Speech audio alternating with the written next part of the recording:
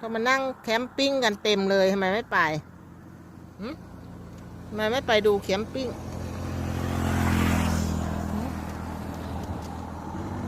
ทำไมไม่ไปดูแคมปิ้งวะ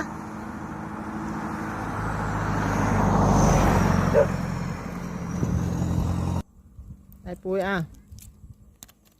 ไม่เข้ามาเขาเข้ามาเอากันไม่มีเข้าเลย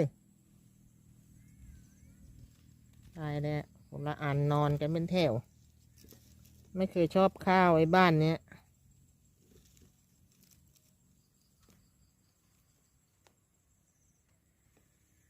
ไอ้บ้านนี้ไม่กินข้าวกันนะกินไก่